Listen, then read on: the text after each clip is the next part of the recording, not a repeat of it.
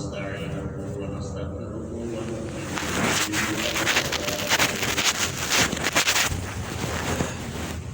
ونعوذ بالله من شرور أنفسنا ومن سيئات أعمالنا من يهده الله فلا مضل له ومن يضلل فلا هادي له ونشهد أن لا إله إلا الله وحده لا شريك له ونشهد أن سيدنا ونبينا ومولانا محمدا عبده ورسوله أرسله بالحق بشيرا ونذيرا وداعيا إلى الله بإذنه وسراجا منيرا صلى الله تعالى عليه وعلى آله وأصحابه وسلم تسليما كثيرا كثيرا أما بعد فأعوذ بالله من الشيطان الرجيم بسم الله الرحمن الرحيم اهدنا الصراط المستقيم صراط الذين أنعمت عليهم غير المغضوب عليهم ولا الضالين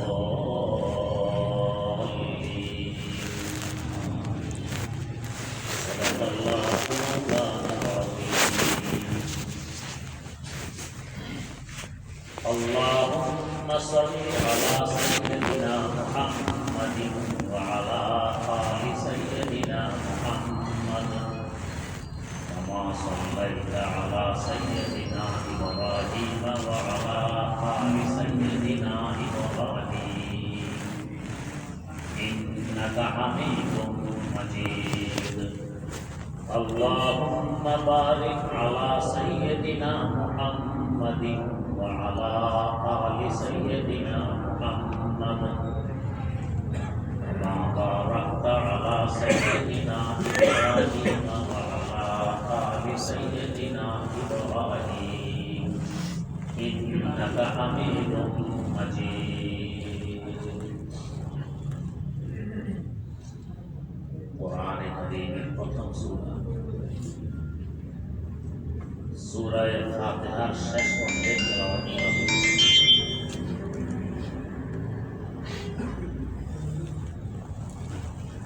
এই সূরা সম্পর্কে আলোচনা করলে মানুষের জীবনের পর জীবন শেষ হবে, আলোচনা শেষ হবে না। সাইয়্যিদানা আলী মুর্তজা রাদিয়াল্লাহু তাআলা আনহু থেকে বর্ণিত তাফসীরে রুহুল বায়ানে উল্লেখ আছে, আল্লাহ পাক যত ইলম, যত বিদ্যা বুদ্ধি জগৎবাসীকে দিয়েছেন, সব কিছুর কেন্দ্রবিন্দু, সব কিছু আছে আসমানি কিতাব সমূহ, 104 কিতাব। এই সকল কিতাবের যত বিদ্যা বুদ্ধি যা কিছু আছে, সব কিছু একা আছে কোরআনে। তাই তো আল্লামা ইবনে শাহিদ রাহিমাহুল্লাহ কোরআনে কারীমের তাফসীর লিখেছেন 1000 খণ্ডে। এই বিশাল তাফসীর লেখার পর তিনি বলতেছেন, আল্লাহ পাক আমাকে তাফসীরের যে পরিমাণ জ্ঞান দিয়েছেন, ইলম আর বিদ্যা দিয়েছেন, এর থেকে এক ফোঁটা এই 1000 বছরের আর বাকি ইলম, বাকি জ্ঞান এখন আমার সিনার ভিতরে রয়ে গেছে। যেমন বিশাল সাগর থেকে আলী মুর্তজা রাদিয়াল্লাহু তাআলা আনহু সামনে বলেন, পুরা কোরআনে কারীমে যা কিছু আছে সব কিছু সূরা ফাতিহাতে আছে। সুবহানাল্লাহ। সূরা ফাতিহার তাফসীর লিখেছেন আল্লামা ইবনে শাহিদ 80 খণ্ডে। সূরা ফাতিহা সম্পর্কে আলোচনা করতে গেলে জীবনের পর জীবন শেষ হবে, আলোচনা শেষ হবে। আমাদের আদানা আর ক্ষুদ্র তালিবুল ইলম আমরা কি করতে পারি? তারপরেও আমি যে মাদ্রাসায় লেখাপড়া করেছি আমার প্রথম সেখানে প্রতি বছর 3 দিন ব্যাপী তাফসীরুল কোরআন মাহফিল। মাওলানা মরহুম হাবিবুল্লাহ মেজবাহ, আল্লামা মুস্তাফা হুসাইন আরো আলেম ওলামারা মিলে ধারাবাহিক তাফসীরের দায়িত্ব দিয়েছেন আমাকে। বিসমিল্লাহ শরীফের প্রায় তাফসীর চলছিল 13 বছর। এরপরে ওনারাই আমাকে বললেন যে একটু সংক্ষেপ করে সামনে অগ্রসর হব, এখানে আর কতদিন। আলহামদুলিল্লাহ শরীফের তাফসীর ব্যাখ্যা বিশ্লেষণ জীবনের পর জীবন শেষ হবে, তাফসীর শেষ হবে না, ব্যাখ্যা শেষ হবে।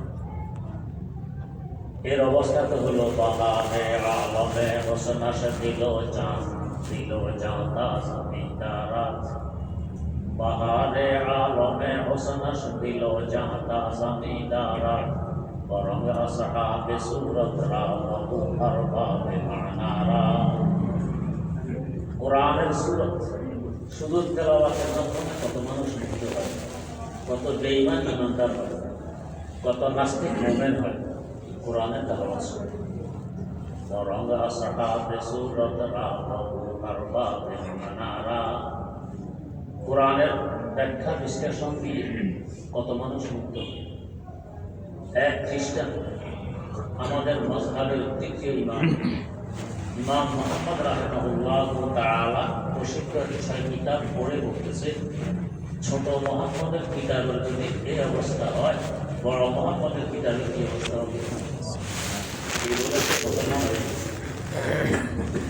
ব্যাখ্যা বিশ্লেষণ দিয়ে আরো মানুষ গভীরতায় গিয়ে আরো মানুষ মুক্ত। যতই গভীরতায় যাবেন কোরআন আরো গভীরে আছে, এর গভীরতার কোনো শেষ নেই। তাই তো শেখ সাদি রহমতুল্লাহ বলতেছে, কত বড় আলেম, কত বড় বুজুর্গ। উনি বলে গেলেন তার ভাষা, কলম বেশ কানসিয়াহি রে জোকা কসুজে দরকাশ, কলম বেশ কানসিয়াহি রে জোকা কসুজে দরকাশ, হোসনি বিসায়ে ইশকাস্তে দফতর কবি হারি, না হোসনা শুরায়াতে দারাত না সাড়বি রাসাকুম পায়া, বমেরত দেশনা মুস্তাসকি দরিয়া হাম চুনা বাকি, বমেরত দেশনা মুস্তাসকি দরিয়া হাম চুনা বাকি। গোটা বিশ্বের মানুষ যদি সাগরে গিয়ে পানি পান করে পিপাসা নিবারণ করে, সাগরের পানি কমবে? কিয়ামত পর্যন্ত আনেওয়ালা সকল মানুষ যদি কোরআন থেকে নিজের পিপাসা নিবারণ করে, কোরআনের ব্যাখ্যা বিশ্লেষণে কোনো কমতি আসবে না, ঘাটতি আসবে না, চলতেই তাই মহাসাগরকে সামনে নিয়ে আমাদের মতো আমরা তালে গেলেন কি। যাই হোক, এই সূরার মূল লক্ষ্য উদ্দেশ্য হল ইহদিনাস সিরাতাল মুস্তাকিম। যার কাছে চাওয়া হয়েছে সিরাতে মুস্তাকিম, চাওয়ার কিছু নিয়ম নীতি আছে। সূরার প্রারম্ভে সেই নিয়ম নীতিগুলো ফলো করা হয়েছে। এরপর জবাবের শ্রেষ্ঠতম এখন সবচেয়ে গুরুত্বপূর্ণ বস্তু সিরাতে মুস্তাকিম চাওয়া হল। আল্লাহ আমাদেরকে সিরাতে মুস্তাকিম দেখাই দেন। আমরা সাধারণত সিরাতে মুস্তাকিমের অনুভব করি সোজা রাস্তা। আল্লাহ আমাদেরকে সোজা রাস্তা দেখায়, যে সোজা রাস্তাটা এক মাথা আমাদের কাছে থাকবে আর এক মাথা বেহেশতে থাকবে, যাতে এই রাস্তার প্রতীক হয়ে সহজে বেহেশতে পৌঁছতে পারে, আল্লাহকে পেতে। এর অর্থ এই নয় যে একবারে তীরের মতো সোজা। গ্রামগঞ্জে যাদের বাড়ি এদেরকে বুঝাইতে সুবিধে। কাঁচা রাস্তা, মানুষ মধ্যখান দিয়ে হাঁটে, হাঁটতে হাঁটতে মধ্যখানে এক ফিট পরিমাণ জায়গায় ঘাস ওঠে না, সাদা থাকে, বসে থাকে ঘাস। রাত্রে যখন মানুষের পথ অতিক্রম করে তো সাদা জায়গা দেখে দেখে হাঁটে, কালো জায়গায় পা রাখে না। কারণ কালো জায়গায় ঘাসও হতে পারে, ময়লা পায়খানা গোবর ইত্যাদি হইতে পারে, গর্ত হইতে পারে, ঘাস হলে তো বাঁচা গেল। আর যদি পায়খানা ইত্যাদি হয়, পা নষ্ট, হাত নষ্ট, নাক নষ্ট। প্রথমে যখন পা লাগে নরম নরম কি যেন লাগে, হাতে তুলে দেখি। এরপরও বুঝে আসে না তো না গেল পাওয়া গেল হাতে গেল না সব। আর যদি গর্ত হয় তাহলে ফসল খেয়ে পা ভাঙবে, আমি গন্তব্যে পৌঁছতে পারব। তাই কালো জায়গায় পা দেওয়া হয় না, সাদা জায়গা থেকে দেখে না। রাস্তা যতই আঁকা বাঁকা হোক না কেন, এই সাদা জায়গা দিয়ে হাঁটলে সহজে গন্তব্যে পৌঁছা যায়। এই সাদা জায়গাটা সাধারণত রাস্তার মধ্যে হয় না, কিনারায় থাকে। কিনারায় থাকে কালো ঘাস। এই মধ্যখানের সাদা জায়গাকে বলা হয় সিরাতে মুস্তাকিম। তাই তো অপর আয়াতে আল্লাহ পাক আমাদেরকে বলেন, তোমাদেরকে বানাইছি উম্মতে ওয়াসাত, মধ্যম পন্থা অবলম্বনকারী। রাস্তার মধ্যখান দিয়ে হাঁটলে ডানে যারা হাঁটে তাদের কি অবস্থা, বামে যারা হাঁটে তাদের কি অবস্থা পরিষ্কার দেখা যায়। এদেরকে হেদায়েত দেওয়া যায়, পরামর্শ দেওয়া যায়, এভাবে হাঁটো, না হয় পদস্খলন করবে। এক কিনারায় হাঁটলে ওই কিনারা যারা আছে পরিষ্কার দেখা যাবে না, ওই কিনারায় হাঁটলে এই কিনারা যারা আছে পরিষ্কার দেখা যাবে। আমাদেরকে আল্লাহ পাক বানিয়েছেন মধ্যম পন্থা অবলম্বনকারী। দুই পাশে যারা হাঁটে আমরা দেখে এদেরকেও রাস্তা দেখাই দেব। তার মানে উম্মতে মুহাম্মদী জগৎবাসীর পথ প্রদর্শন, যেহেতু এরা মধ্যখানে হাঁটে। ডানে যারা আছে এদেরকেও রাস্তা দেখাবে, বাঁয়ে যারা আছে এদেরকেও রাস্তা দেখাবে। সকলকে রাস্তা দেখানোর দায়িত্ব এই উম্মতে মুহাম্মদীর, যেহেতু এরা মধ্যম পন্থা অবলম্বন করে। সিরাতে মুস্তাকিমের অনুবাদের পর এর কিঞ্চিত ব্যাখ্যা আমরা কি দিই, আমাদের মুরব্বীদের মুরব্বী হাকিম উম্মত মুজাদ্দিদুল মিল্লাত হযরত শাহ শফীউল থানভী রাহমাতুল্লাহ আলাইহি আল ইনকার মধ্যে উল্লেখ করেছেন। তা একান্ত পুরা তাফসীর নয়, আল্লাহ পাক তৌফিক দিলে ওটা একটু সামনে তুলে ধরার চেষ্টা করেন। নিজের কথা নয়, হযরত থানভী রাহমাতুল্লাহ আলাইহি তিনি লেখেন সিরাতে মুস্তাকিম কাকে বলে। আল্লাহ রাব্বুল আলামিন প্রত্যেকটি মানুষকে তিনটি গুণ দিয়ে সৃষ্টি করেছে। প্রত্যেকের ভিতরে তিনটি গুণ আছে। এই তিনটি গুণ, এক নম্বর আকল, বিবেক, বুদ্ধি। সকলের আছে, পেশা পাগলেরও আছে। কোনো পাগলকে দেখেছেন আগুনে ঝাঁপ দিতে, তার মানে এগুলো বুদ্ধি তারও আছে যে এখানে ঝাঁপ দেওয়া যাবে, দিলে পড়া যাবে, কিছু বুদ্ধি তারও আছে। আকল আল্লাহ পাক সকলকে দিয়েছে। দুই নম্বর রাগ, গোসা, ক্রোধ, এটাও সকলকে দিয়েছেন পেশা। তিন নম্বর যৌন শক্তি, এটাও সকলকে দিয়েছেন পেশা।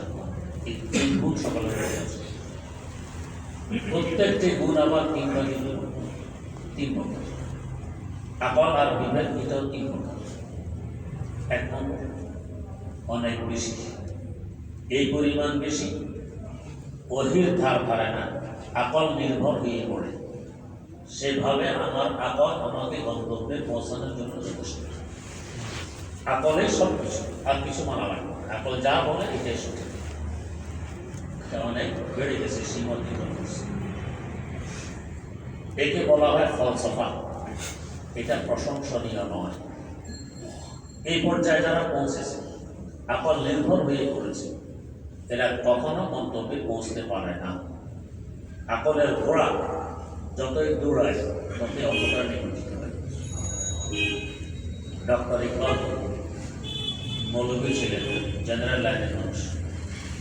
আকলের ঘোড়া কম দৌড়ায়, শেষ হাতিয়ে দিলেন, বললেন কি, আমার জন্য সে কাম লোগা মাইরা দেতা হাকিকো মে, अब जनों से काम लूंगा फायदा देगा हकीकों में, अकल के पीछे तो बुद्धि होगा।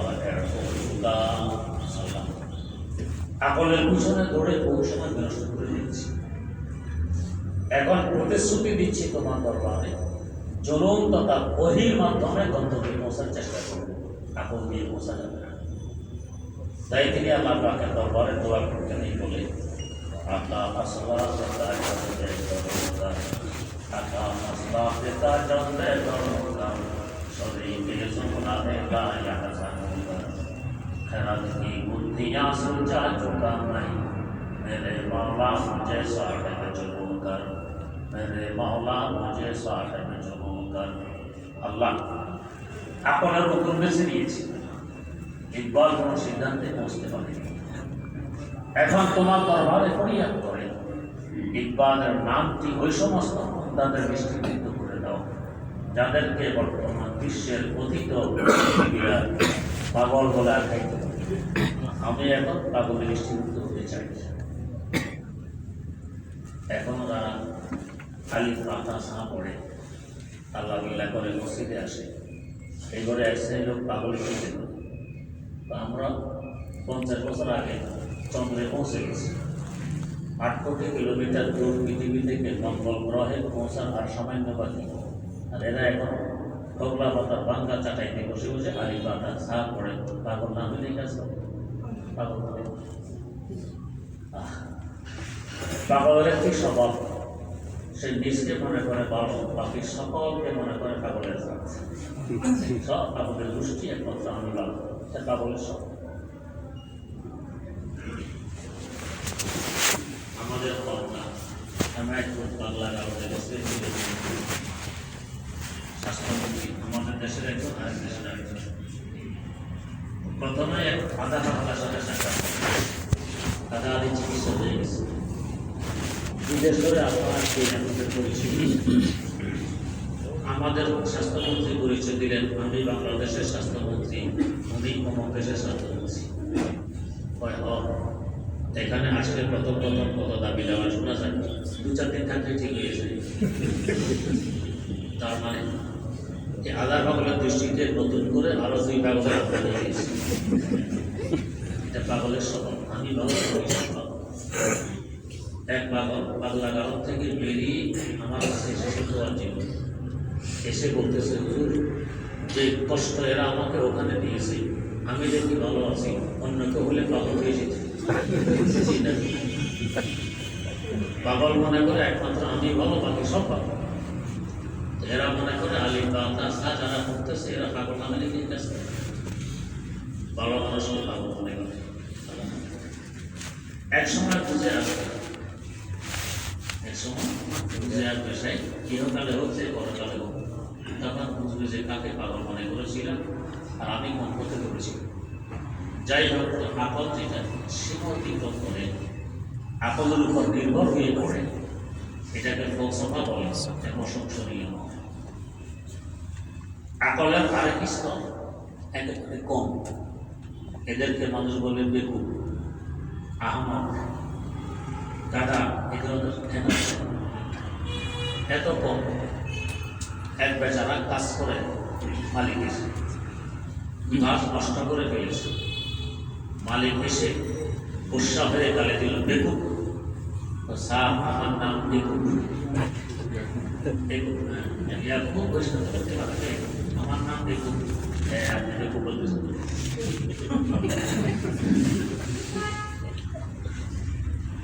কিছু মানুষ আছে নিজের নাম সহি করে বলতে পারে। থাকে মোহাম্মদ মুজাদ্দিদুল মিল্লাত হযরত শাহ আলী থানভী রাহমাতুল্লাহ আলাইহি জায়গাতে লেখেন, অনেক সময় লেবাসে পোশাকে দেখা যায় কোনো সব অবস্থা আলেম। আসলে মূর্খ হইলে কথাবার্তা একরকম বলতে হবে, আলেম হলে আরেকরকম। কীভাবে বুঝলো আলেম না? তা আমাদের দেশে আমরা একটা পদ্ধতি ব্যবহার করি, জিজ্ঞেস করে জানাবো আপনার দৌলতখানা, এটা একটা আদব এহতেরামের শব্দ, মানে আপনার বাড়ি কোথায়? বলো আপনার দৌলতখানা। ওই না, আমি গরিব মানুষ, কিসের দৌলত? বোঝা গেছে আলেম। মাঝে মাঝে আমরা জিজ্ঞেস করি জনাব আপনার ইসমে গেরামি, অর্থ আপনার সম্মানিত নাম জানতে চাই। ইসমে গেরামি কই জি আমার গ্রাম হলো নারায়ণপুর। বোঝা গেছে আগলে আলেম। আমরা থামে বলেছে এখানে গেছি বস দেখি যায় ফাঁক দিয়ে ঢুকিয়ে জবরদস্ত আলেম দেখা যায়। আসলে আলেম না কীভাবে বুঝবে? আস্তে আপনার নাম क्या है, আপনার কি নাম? এসব यूसुफ ছিল, কিন্তু বেচারা সহি না এসব কমাই समझ गया कितना बड़ा आलेम है, বুঝে ফেলেছি আপনি আলেম। এই বেচারাকে গালে দিল বেকুব, এখন সে বলে কি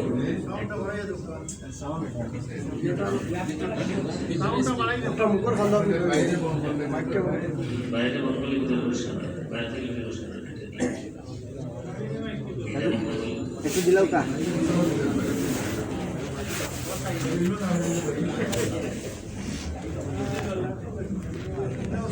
গালি দিল বেকুব, সে এসে বলে স্যার আমার নাম বেকুব।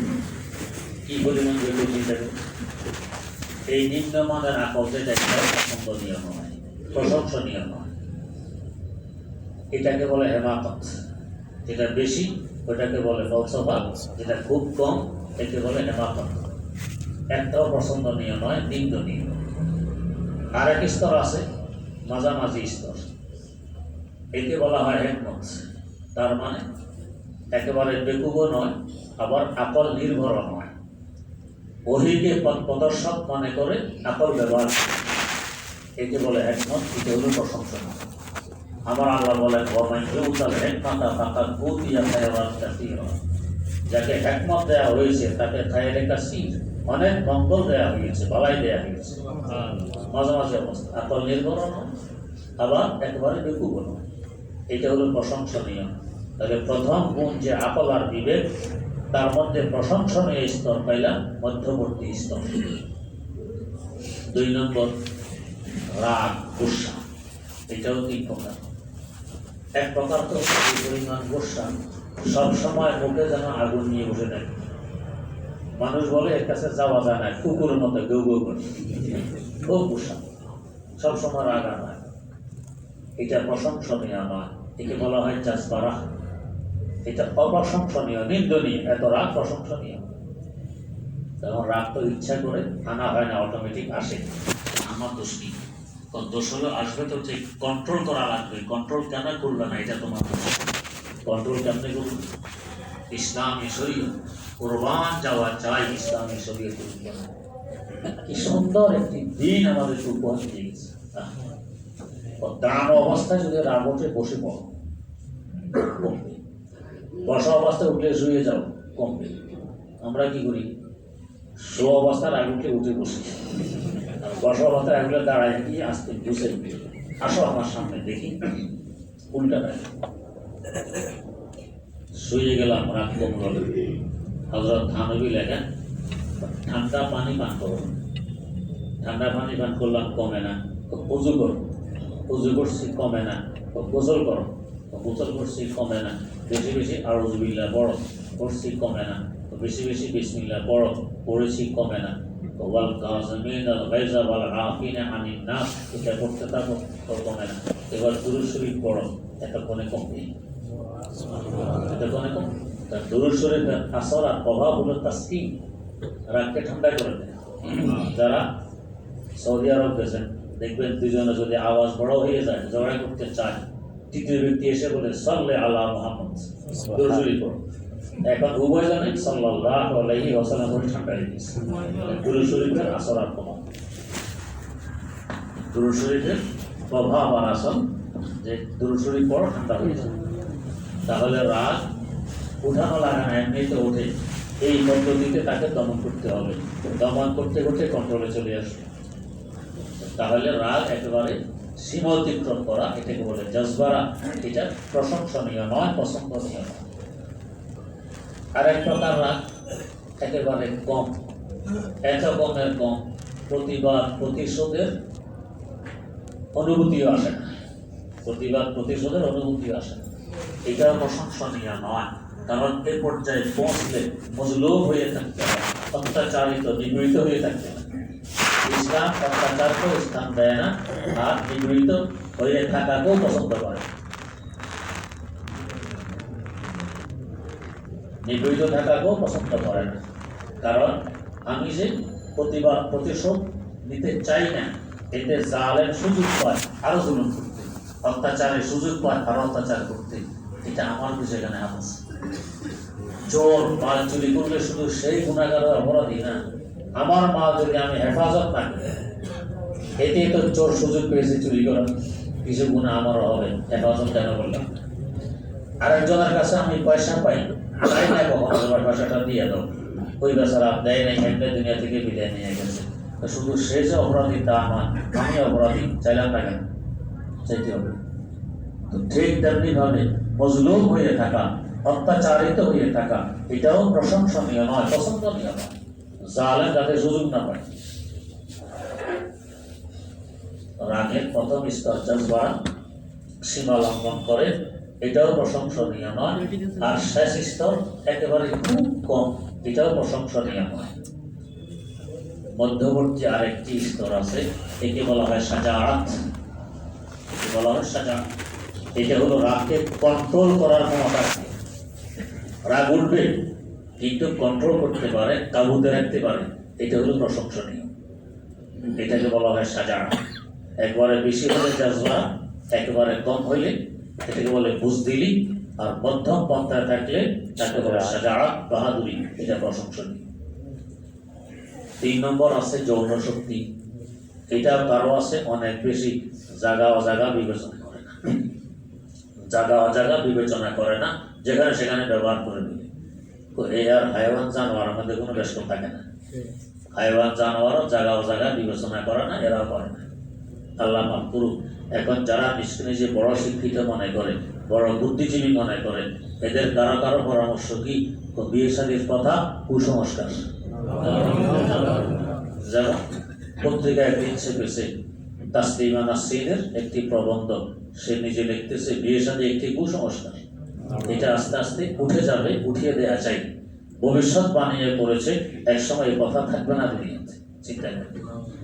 এরপরে সে প্রশ্ন উঠায়, একটু প্রশ্ন করতে পারে বিয়ে শাদী না করলে এই নতুন প্রজন্ম থেকে আসবে, দুনিয়া তো অসুখেই পড়বে।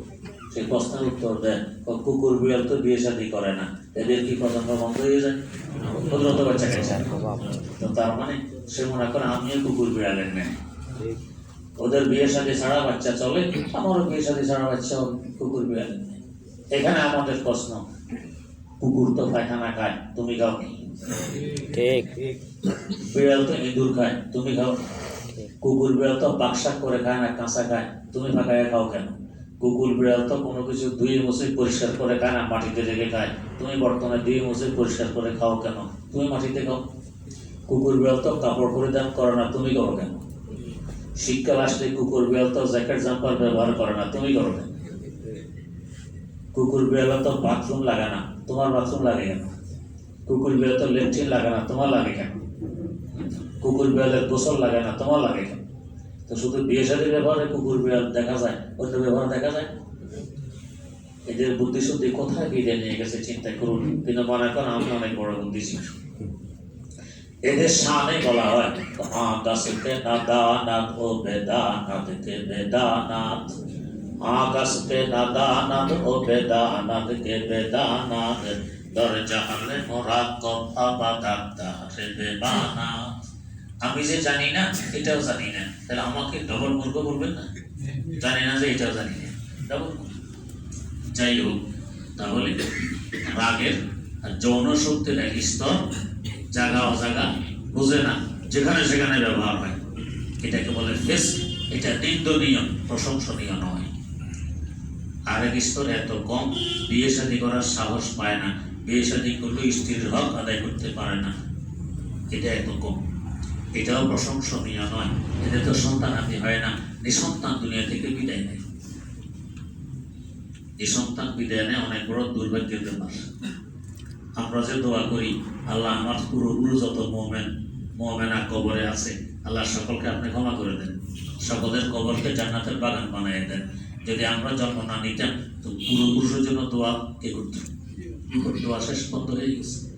তাই নিজের নসল, নিজের নতুন প্রজন্ম চলতে থাকা, এটা একটা ভাগ্যের ব্যাপার। তাই এখন এই তো বিয়ে শাদী করার ক্ষমতা নেই, প্রজন্ম বন্ধ, এটা দুর্ভাগ্যের ব্যাপার, এটা প্রশংসনীয় নয়। আর এক স্তর আছে মধ্যম স্তর, অজাগায়ও ব্যবহার হয় না, আবার স্ত্রীর হকও আদায় করতে পারে, বাচ্চা কাচ্চাও হয়, কন্ট্রোল করার ক্ষমতা তার আছে। একে বলে ইফাত, পাক দামানি, পবিত্রতা, এটা হলো প্রশংসনীয়। তো তাহলে 3 গুণ, 1 নম্বর আকল, 2 নম্বর রাগ গোসা, 3 নম্বর যৌন শক্তি। এই 3টার মধ্যে মধ্যম স্তরকে পাইলে প্রশংসনীয়। 1 নম্বর আকলের মধ্যম স্তর একমত, প্রশংসনীয়। 2 নম্বর রাগের মধ্যম স্তর সাজাআত, প্রশংসনীয়। 3 নম্বর যৌন শক্তির মধ্যম স্তর ইফাত, প্রশংসনীয়। এই 3টা গুণ মধ্যম পন্থার চেয়ে নিজের মধ্যে নিজে আনতে পারে, অর্জন করতে পারে, এই সিরাতে মুস্তাকিমের উপরে আছে। এটা মাঝামাঝি রাস্তা পথ অবলম্বনকারী, এ হলো সিরাতে মুস্তাকিমের পথিক। হযরত হাকিমুল উম্মত মুজাদ্দিদুল মিল্লাত শাহ আশরাফ আলী থানভী রাহমাতুল্লাহ আলাইহি লেখেন, এই সিরাতে মুস্তাকিমটা আখিরাতে আকার দেখা যাবে, এখানে তো আকার দেখা যায় না।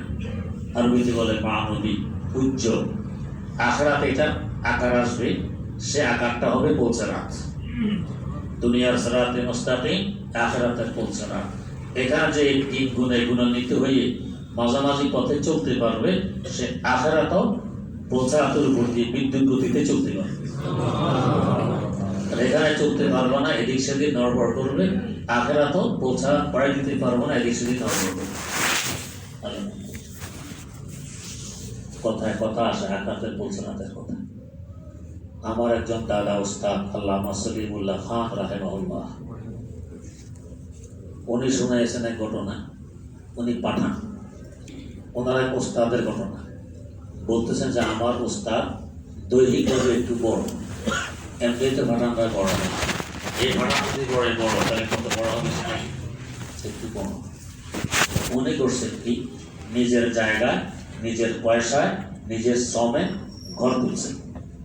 ঘর তুলে সেখানে মাদ্রাসা বানিয়েছেন, নিজে পড়া এবং ছাত্রদের খাওয়ার ব্যবস্থা নিজে করেন। বাক্সা ওনার বিয়ে করে উনি ঘর থেকে খাবার মাথায় করে মাদ্রাসা এনে ছাত্রদেরকে খাওয়ান। কত অবদান চিন্তা করুন। জায়গা নিজের, ঘর নিজের, শ্রম নিজের, পড়ান নিজে, খাওয়ান নিজে, পাকা স্ত্রী। ওই যে দেহ একটু বড়, ছাত্ররা ওনার নাম ফেলে দিয়েছে বয়েল। বয়েল মানে ষাঁড়, উর্দুতে ষাঁড়কে বলে বয়েল। তো উনি মাদ্রাসা আসলে ছাত্ররা মজাক করে বলে আমারা বয়েল আ গেয়া, আমাদের ষাঁড় এসে গেছে। মাদ্রাসা থেকে চলে গেলে বলেন আমারা বয়েল চলা গেয়া। ছাত্র তো ছাত্রী, ওনার অগোচরে এগুলি বলে। একদিন উনি মাদ্রাসাতে আসছেন, এক ছাত্র আর ছাত্রীর মধ্যে হ্যাঁ ভাই আমারা বয়েল আ গেয়া, আমাদের ষাঁড় এসে গেছে।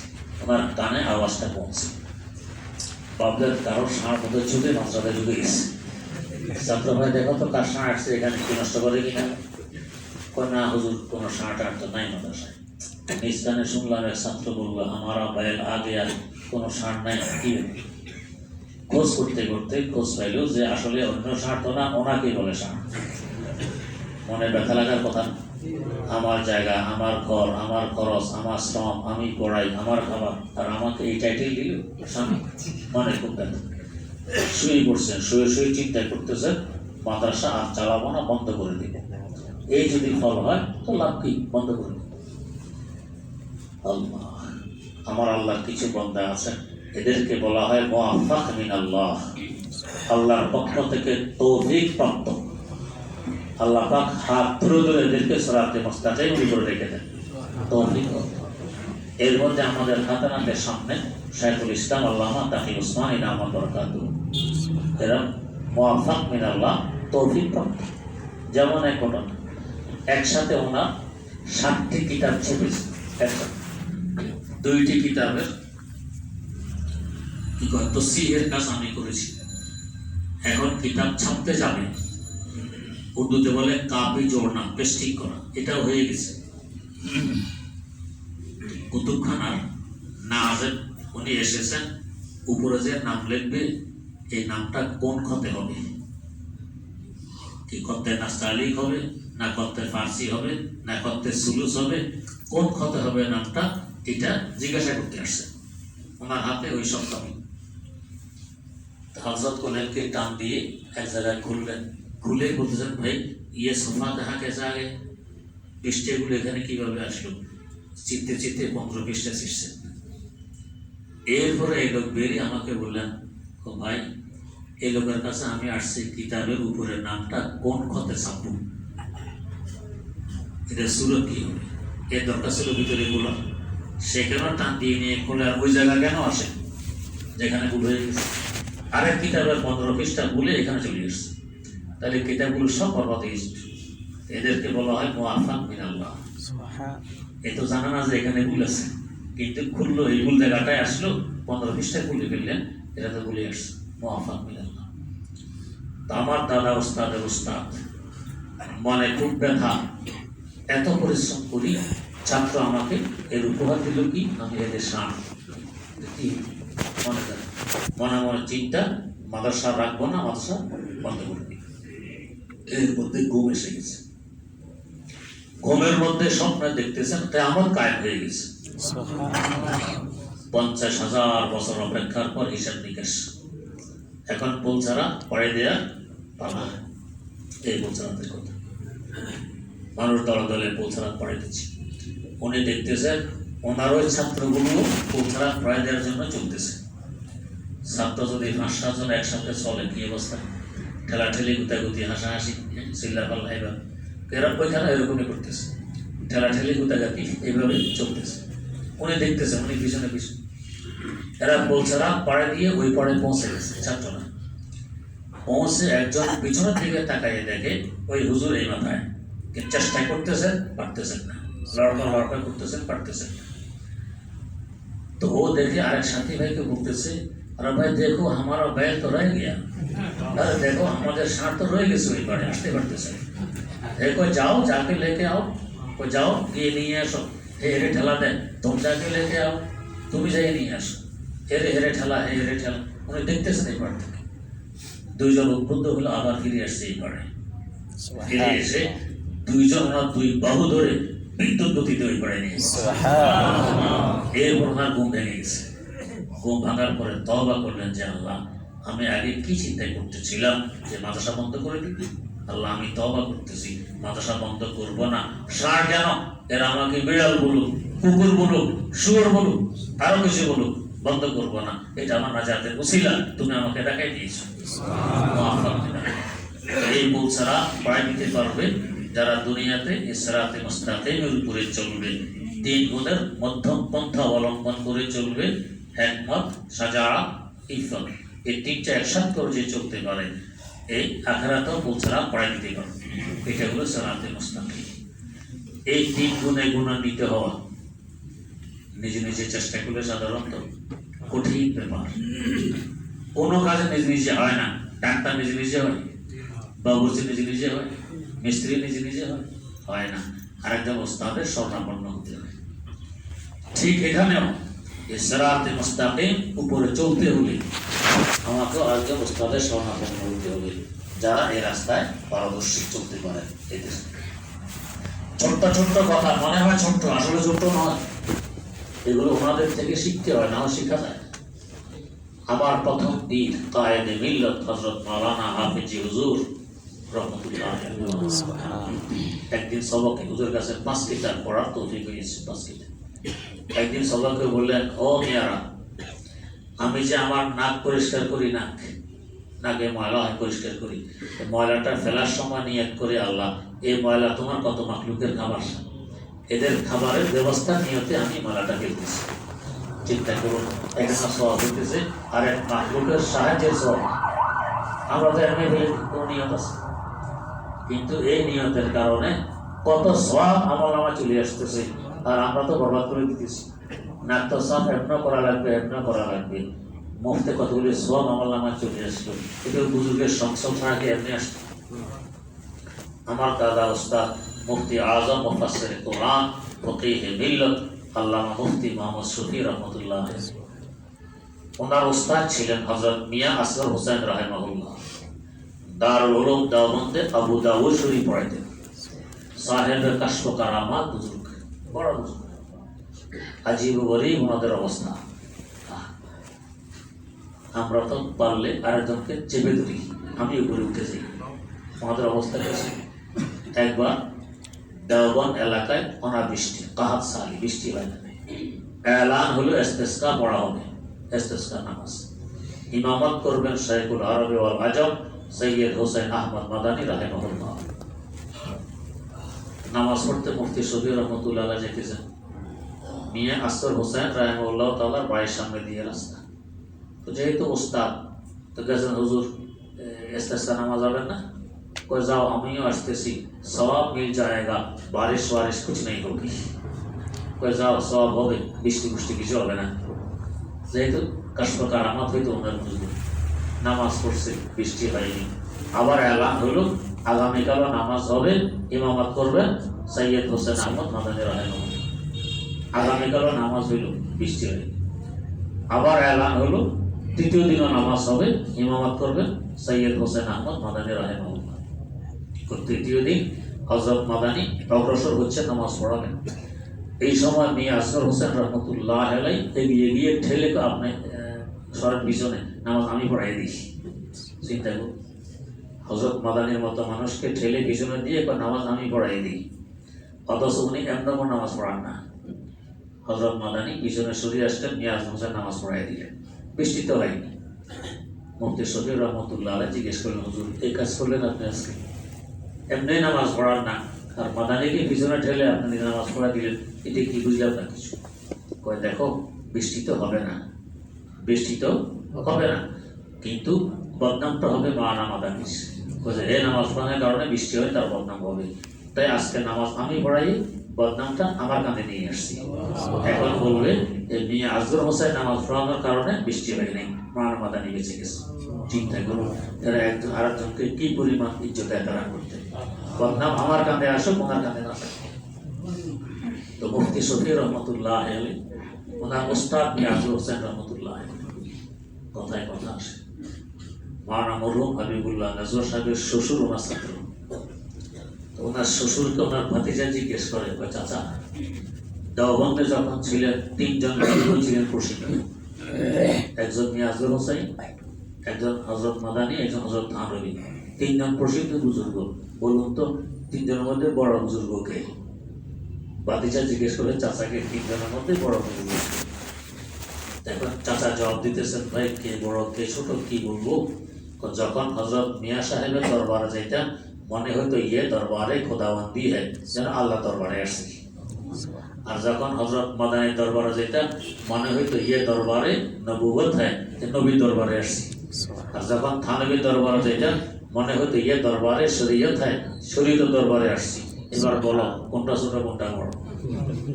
তো ভাতিজা তো নাসরবান্দা ছিল, এটা বুঝি না, একটু ব্যাখ্যা দেন। এখন চাচা ব্যাখ্যা দেয়, কয় দেখো, একদিন মাদ্রাসা ছুটি, বাড়ি আসবো। ওনার বাড়ি হলো আমাদের কুমিল্লা, আমাদের কথা। তখন দেওবন্দ থেকে বাড়ি আসতে ভাড়া লাগতো 10 টাকা। আমার কাছে টাকা নেই, ঋণ করে আসতে হবে। তো মিয়া সাহেবের কামরা যাই, বিদায় দিব।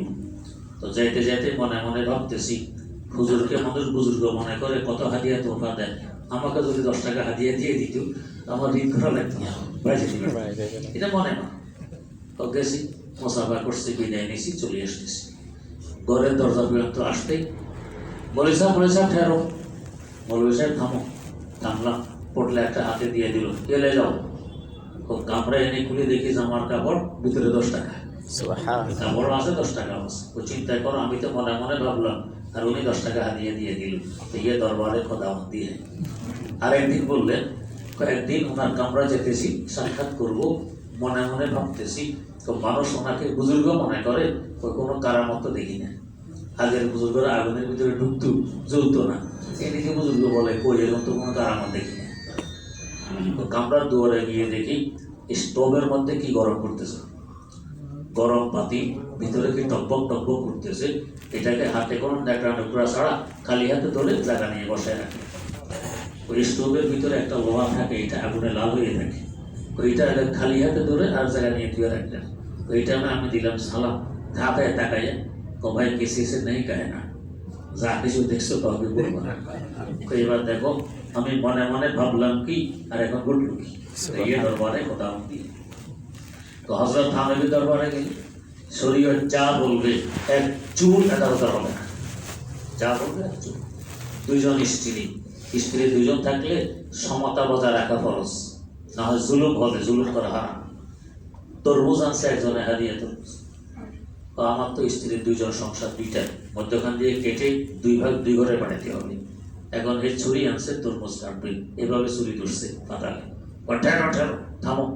ওদের কি হয়েছে? এমনি কাটলে তো একদিকে বোটা আর একদিকে বোটা ছাড়া, বোটার দিক আর যেদিকে বোটা নাই, দুদিকের স্বাদ একরকম নয়। অতএব এভাবে কাটলে জুলুম হবে, এটা ইনসাফ হবে না। কিভাবে? কল্লম কাটতে হবে। যাতে উভয় অংশে ভোটার ভাগও যায়, যেখানে ভোটা নেই এই ভাগও যায়, লম্বালম্বি কাটতে হবে। চিন্তা করুন, এক চুলচারা পর্যন্ত শরীয়ত লঙ্ঘন হবে না দরবারে শরীয়ত। হযরত মাদানী দরবারে গেলে সময় এলে যা কিছু পড়েছি রাসূল আকরাম সাল্লাল্লাহু আলাইহি ওয়াসাল্লামের আখলাক, আদাব, চরিত্র সব এখানে আছে, সব এখানে আছে। দরবারে নবুয়ত হয়। এবারে বলো কে ছোট আর কে বড়? তো মুফতি শফি রহমতুল্লাহ আলাইহি মিয়া আসগর হোসেন রহমতুল্লাহ আলাইহির ছাত্র, দুজনের সাথে খুব মহব্বত ছিল। আল্লাহ, তো দুজনের কথাবার্তা কিছু বেশি। একদিন মিয়া সাহেব বলতেছেন, মৌলভী শফি তুমি আসলে কথাবার্তা কিছু বেশি হয়, এক কাজ করো, এখন থেকে প্রতিজ্ঞা করো আরবি ছাড়া তুমিও বলতে পারবে না, আমিও বলবো না, কত হবে আরবিতে। তো এখন আরবিতে কথা বলতে গেলে শব্দ চয়ন করতে, খোঁজ খবর করতে করতে দেরি হয়, তার কথা হয় না, কথা কমে গেছে। চিন্তা করি একদিন মুফতি শফি রহমতুল্লাহ আলাইহি ওনার সাথে ওনার ঘরে খাওয়া দাওয়া করছেন। তো খাওয়া দাওয়ার পরে মুফতি শফি রহমতুল্লাহ আলাইহি দস্তরখান গুছাবেন, ওস্তাদের খেদমত করবেন, দস্তরখান গুছাবেন। मुफ्ती साहब ठहरे, मुफ्ती साहब एक থামছি, आपसे दस्तरखान उठाना आता भी है, दस्तरखान কিভাবে উঠাইতে হয় এটা কি আপনি পারেন? এটা না পারার কি আছে, দস্তরখান উঠাবো বাইরে নিয়ে যেয়ে চলে আসবো, না পারা কি আছে? তো নেই, आप देखें किस तरह उठाना होता है, আপনি দেখুন কিভাবে দস্তরখান উঠাইতে হয়। কিছু কাঁটা মাছ খেয়েছেন, কিছু কাঁটা এগুলো নির্দিষ্ট এক জায়গায় নিয়ে রেখে এসেছেন, দেখে যে বিড়াল অপেক্ষায় আছে, বিড়াল প্রতিদিন জানে এখানে আমার খাবার এই সময় আসে, বিড়ালের সামনে কাটা রেখে আসছে। গোস্তের কিছু হাড় আরেক জায়গায় নিয়ে রাখলেন, এখানে কুকুর আছে, কি আনন্দ উৎসব করে খেতেছে কুকুর, কুকুরও বোঝে এই সময় আমার খাবার আসবে ওইখানে। এরপরে রুটির কাঁচা টুকরা, পোড়া টুকরা ঘরের চালের মধ্যে নিক্ষেপ করলেন, সেখানে কাক কয়েকটি আছে, এটা খুব আনন্দের সাথে খেতেছে রুটির টুকরা। এই রুটির গুঁড়ি ঘুরছে দস্তরখানে, এটা এক জায়গায় নিয়ে ছাড়লেন, যেখানে পিপিলিকা মাটি উঠে রাখছে, পিপিলিকা কতগুলো আছে এখানে ছাড়লেন, এরা মুখে নিয়ে নিয়ে গর্তের ভিতরে ঢুকে দিয়েছে। এরপরে বললেন দেখো দস্তরখান ইস तरह उठाना होता है, দেখো দস্তরখান এভাবে উঠাইতে হয়। তা আল্লাহর ওলিদের সংসবার সোহবতে না গেলে তো এগুলো বুঝে আসে, আমরা তো যেখানে সেখানে ফেলি না, হাড় কাটা পানির মধ্যে ফেলে দিই, তা মাকরু, মজা নষ্ট করে দিলাম, তা আরেক মাকলুকের খাবার নষ্ট করে। আমার নানা শ্বশুর শাইখুল আরব ওয়াল আজম সৈয়দ হোসেন আহমদ মাদানী রাহিমাহুল্লাহ তাআলা বড় মাপের খলিফা, মুফাসসির হুজুরের পীর, ব্রাহ্মণবাড়িয়ার বড় হুজুরের পীর। ওনার এক মুরিদ আমার ওস্তাদ, ওস্তাদ আমাকে বললেন, আমি একদিন বসে বসে পানের বোটা ভাঙতেছি। আমরা তো বসে কত কাজ করি, গাছ ছিঁড়ি, গাছের পাতা ছিঁড়ি, তো পানের বোটা তো হযরত আমার সামনে দিয়ে যেতেছেন, আমাকে পানের বোটা ভাঙতে দেখে বললেন, ও মিয়া এটারও তো হিসাব দিতে হবে, কেন ভাঙতেছে, এটারও তো হিসাব দিতে হবে। আমার ওস্তাদ বলেন এই কথা আসরার প্রভাব এমন ভাবে আমার অন্তরে লাগলো, আমার চোখের পানি বেরিয়ে গেছে, আমি 1 ঘন্টা বসে বসে কাঁদছি। জীবনে এই ধরনের কত কাজ করছি। এরপরে যখন এই ধরনের কোনো বেহুদা কাজ হাতে আসে, হযরতের কথা মনে পড়ে, তৎক্ষণাৎ ছেড়ে দিই, বেহুদা কাজটা করিয়ে। ইসরাতে মুস্তাকিমে উঠতে হলে এই ধরনের আল্লাহ ওলিদের সংসর্গ, তাদের সোহবত, তাদের পরামর্শ অপরিহার্য, না হয় এই 3 গুণের মধ্যম স্তর অর্জন করা এত সহজ হয় না, তাদের মাধ্যমে এটা করতে হয়। আল্লাহ রাব্বুল আলামিন আমাদেরকে এমন একজন বিজ্ঞ আল্লাহর ওলি মিলিয়ে দেন, যাতে তার সংসর্গে গিয়ে তার পরামর্শ নিয়ে আমরা সিরাতে মুস্তাকিমের পথিক হতে পারি। সুবহানাল্লাহি ওয়া বিহামদিহি, সুবহানাকাল্লাহুম্মা ওয়া বিহামদিক, আশহাদু আল্লা ইলাহা ইল্লা আনতা, আস্তাগফিরুকা ওয়া আতুবু ইলাইক।